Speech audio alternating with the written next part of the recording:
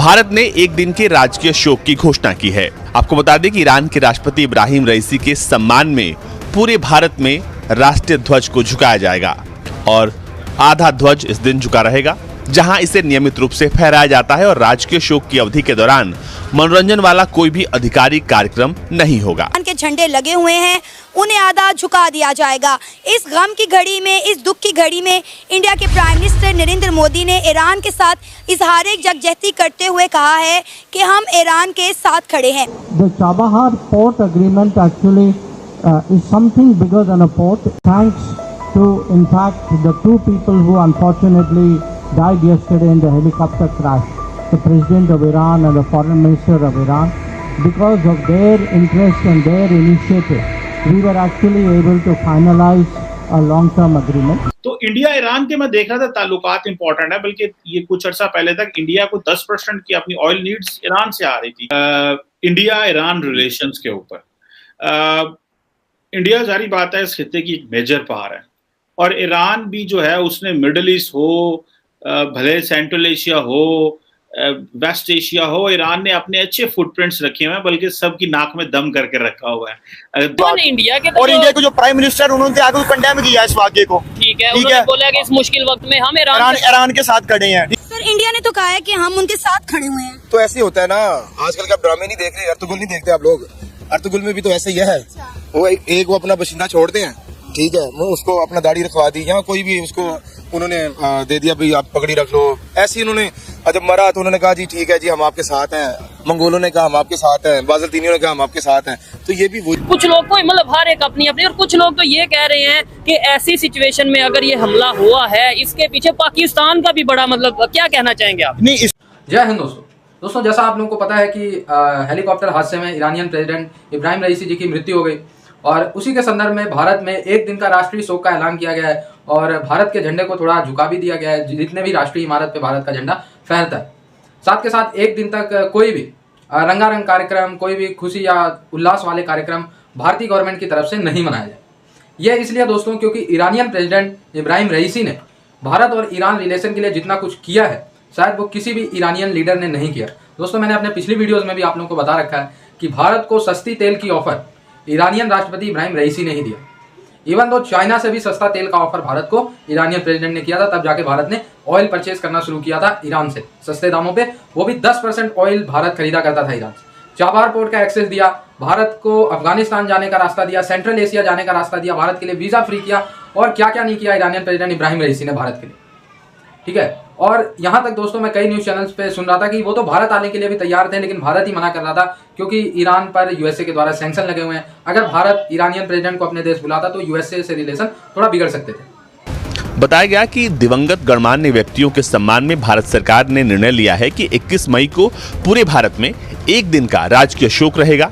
शोक के दिन पूरे भारत में उन सभी इमारतों पर राष्ट्रीय ध्वज को आधा झुकाया जाएगा, जहां राष्ट्रीय ध्वज नियमित रूप से फहराया जाता है, और उस दिन कोई भी मनोरंजन वाला आधिकारिक कार्यक्रम नहीं होगा। विदेश मंत्री एस जयशंकर ने हेलीकॉप्टर हादसे में ईरान के राष्ट्रपति इब्राहिम रईसी और विदेश मंत्री हुसैन आमिर अब्दुल्लाहियान की मृत्यु पर दुख जताते हुए कहा, भारत इस शोक की घड़ी में ईरान की जनता के साथ खड़ा है। कहा है कि हमारा जो फ्लैग है वो आधा नीचे झुका रहेगा, और इसी के साथ साथ जो इंडिया के प्राइम मिनिस्टर नरेंद्र मोदी हैं उन्होंने ईरान के साथ इजहार यकजहती भी किया है। उन्होंने कहा कि हम इस मुश्किल वक्त में ईरान के साथ खड़े हैं। क्या कहना चाहेंगे सर आप इस सारे मामले पर? तो मैं इसके बारे में, और मेरे ख्याल से मेरे पास कोई अल्फाज नहीं है, क्योंकि ये सारी जितनी भी ये मिली भगत है, इंडिया की भी है, अमेरिका भी इसके साथ ही शामिल है, जितनी भी हमारे खिलाफ यूरोप मुबालिक है। सर, इंडिया के ईरान के साथ तो ताल्लुकात बहुत ज़्यादा अच्छे थे। अगर हम बात करें तो रिसेंटली ईरान और इंडिया के दरमियान एक चाबहार पोर्ट को लेकर बहुत बड़ा एग्रीमेंट साइन हुआ है। अगले 10 साल के चाबहार जो पोर्ट जो है इंडिया ने अपने अंडर ले लिया है, तो ईरान और इंडिया के रिलेशनशिप्स पे तो हमें कोई शक ही नहीं होना चाहिए ना? नहीं होना चाहिए, क्यों नहीं होना चाहिए।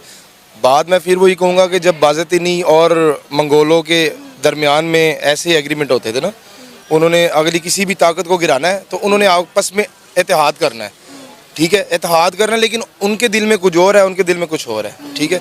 इसी तरह उन्होंने जब अपना काई कबीले के साथ करना, काई कबीले ने उनके साथ करना कि यार अभी हम इनसे अपना बेनिफिट ले लें, जो भी है बाद में देखी जाएगी, शायद हमने इनके सर कलम करने हैं, या इन्हें मारना है, काटना है। ऐसे इंडिया और इनके ताल्लुकात थे, ठीक है ना। लेकिन सर अब ये देखें ना कि कुछ भी पाकिस्तान में होता है या कुछ भी इस्लामिक कंट्री में होता है, हम उसका सारा मलबा इंडिया पे डाल देते हैं, कहते हैं कि भाई इसमें इंडिया मुलव्विस था, इंडिया ने करवाया है। हम कोई इंडिया से जेलस तो नहीं है, या इंडिया, हम ये तो नहीं कहते इंडिया बुरा है। मैं ये कहता हूँ जो लोग हैं वो बुरे हैं, जो इसके खिलाफ हैं। इंडिया, मैं नहीं कहता कि इंडिया, हम सारा ब्लेम इंडिया को करेंगे। मैं कहता हूँ कि इसमें सबसे पहली जो ताकत है वो सारी इसराइली है। इसराइल के बाद अमेरिका है, अमेरिका का छोटा बेटा इंडिया है। ये नहीं कि पूरे इंडिया में अपना जो लोग रह रहे हैं वो गलत है, नहीं। जो इंडिया का प्रेसिडेंट है वो देखे ना, उसने क्या मुसलमानों के साथ क्या नहीं किया। कि कोई भी मुस्लिम कंट्री जो है वो इस तरह खुल के सामने आएगा। पाकिस्तान का क्या स्टैंड आया है? ठीक है। पाकिस्तान को खुलम खुला एक दिन की छुट्टी अनाउंस की है, एक दिन की छुट्टी अनाउंस की और एक रोजा शोक का ऐलान किया है। हालांकि इस टाइम था कि हम अपनी फॉरेन पॉलिसी को ऊपर लेके जा सकते थे, ठीक है। फ्रंट से लीड किया जा सकता था इसको। हाँ ये भी चीज है, एक साइड पे हम कहते हैं हम पूरी दुनिया के मुसलमानों के साथ खड़े हैं, क्या रियल है? देखिए अभी हमारा जो मेन स्ट्रीम मीडिया है उसको चाहिए था कि वो इस खबर को अच्छी तरीके से हाईलाइट करता। अभी तो सोशल मीडिया के ऊपर चल रही हैं चीजें, ठीक है। और दूसरा पाकिस्तान का कोई क्लियरली स्टैंड नजर नहीं आता। एक तरफ आप उनके साथ $10 बिलियन की तिजारत करके बैठे हैं, दूसरी तरफ और आपका कोई बयान ही नजर नहीं आ रहा। ठीक है। ये वो वक्त था जब देखिए ईरान पीछे हट गया था ना, अब ईरान का एक मसला बन गया था। पहले नंबर पे तो वो हमारा बरादर मुल्क है, ठीक है। हम चाहते हैं कि नेबर कंट्री है, और मेरी बात सुने, जैसे ईरान हमारा नेबर कंट्री है वैसे इंडिया भी हमारा नेबर कंट्री है। हमारे जितने हमारे हमसाए हैं उन सबके साथ अच्छे ताल्लुकात होने चाहिए, सबके साथ तिजारत होनी चाहिए, ट्रेड होनी चाहिए। अच्छा अब देखिए, अब पाकिस्तान को ये बहुत अच्छा मौका था कि पाकिस्तान आके फ्रंट पे आके मुस्लिम उम्मा को लीड कर लेता, लेकिन हम इस समय इस कंडीशन में हैं। लेकिन हम इस समय इस कंडीशन में इसलिए नहीं है कि हमारे पास जमहूरियत लूली लंगड़ी है, ठीक हो जिसको गया। हम अपने ही संभाल नहीं पा रहे। और हमारे यहाँ तो अपने IMF से पैसे लेने हैं, कैसे लीड अब हमारा ध्यान इस बात के ऊपर है कि हमने IMF से पैसे लेने हैं, और हमारे अंदर जो गंदम का क्राइसिस इतना बड़ा खड़ा होने वाला है, आप उसको सोच नहीं सकते। वीट का, गंदम का, वो देखिए अभी किसान जो है वो एहतजाज कर रहे हैं आपके खिलाफ, ठीक है। और इस पूरी जो एक इंटरनेशनल जो एक सिचुएशन बन रही है ना, इसके अंदर अगर कोई सबसे बेहतरीन रोल प्ले कर रहा है ना, वो मुल्क प्ले कर रहा है, हाँ। तो वो मेरे ख्याल ईरान था जो कर रहा था अभी तक। एक चीज है, अगर लेट्स सपोज कोई ऐसी खबर, कोई ऐसे मतलब एविडेंस नजर आते हैं कि मोसाद या इसराइल या US की कोई एजेंसी इन्वॉल्व है, ईरान में हिजबुल्लाह एक मतलब जमात है, ऑर्गेनाइजेशन है, उनकी जो हेड है या उसके बेटे ने ये ट्वीट किया बकायदा तौर पे, मैं खुद पढ़ रहा था, उन्होंने ये बोला है कि भाई अगर जरा भी हमें कोई एविडेंस नजर आए तो हम World War III की तरफ जाएंगे। क्या समझते हैं ईरान क्या इस टाइम इस पोजीशन में? दूसरे नंबर पे क्या पाकिस्तान या दूसरे मुस्लिम उम्मा इस्लामिक कंट्री साथ देंगे?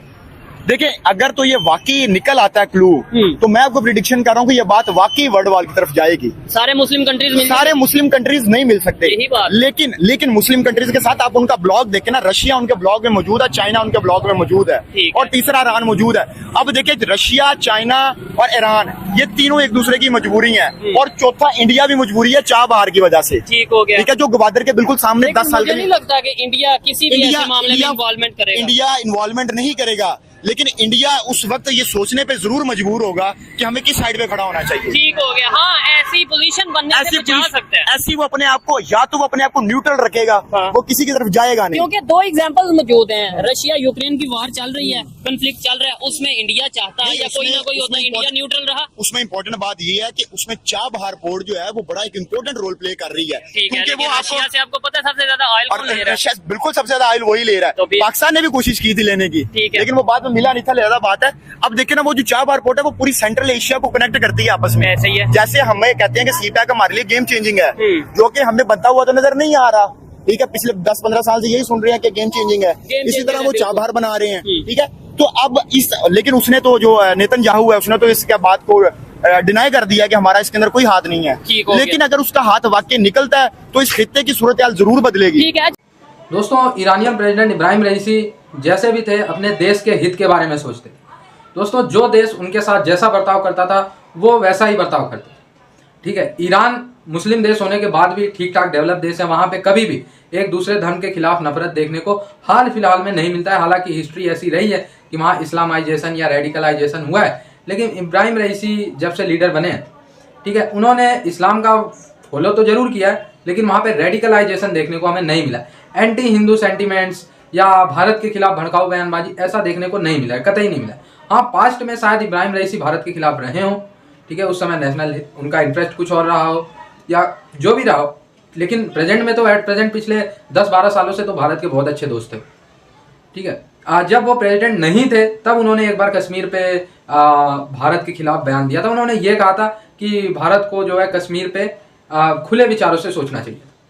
इब्राहिम रईसी का ये बयान था जिसे कश्मीर में भारत के खिलाफ माना जाता है, ठीक है। और वैसे तो इब्राहिम रईसी ने कोई ऐसा स्टेटमेंट नहीं दिया जिससे भारत को कोई आहत हो। खास करके जब से वो सत्ता में आए तब से तो उन्होंने कोई भी ऐसा बयान नहीं दिया। जब से वो सत्ता में आए हिस्टोरिकली भारत के रिलेशन ईरान के साथ बहुत अच्छे हुए। तो भाई सच में वाकई काफ़ी दुख हुआ, क्योंकि जितनी ज़्यादा रिलेशन ईरान के साथ मजबूत हुए उनके नेतृत्व में, मुझे नहीं लगता आगे हो पाएंगे। और अब भगवान करे आगे हो, ऐसा मैं ये नहीं कह रहा हूँ, लेकिन उनके जैसा लीडर भी फिर आना चाहिए, ठीक है। तो ये राष्ट्रीय शोक किया गया उनके लिए। बाकी आप लोग कमेंट करके बताएं कि ये राष्ट्रीय शोक किया जाना सही है या गलत है, ठीक है। बट मेरी ओपिनियन में ये सही है, क्योंकि उन्होंने ठीक ठाक भारत ईरान रिलेशन के लिए पॉजिटिव कार्य किए थे। जुड़े रहे ऐसी वीडियोस के लिए, तब तक के लिए धन्यवाद। जय हिंद।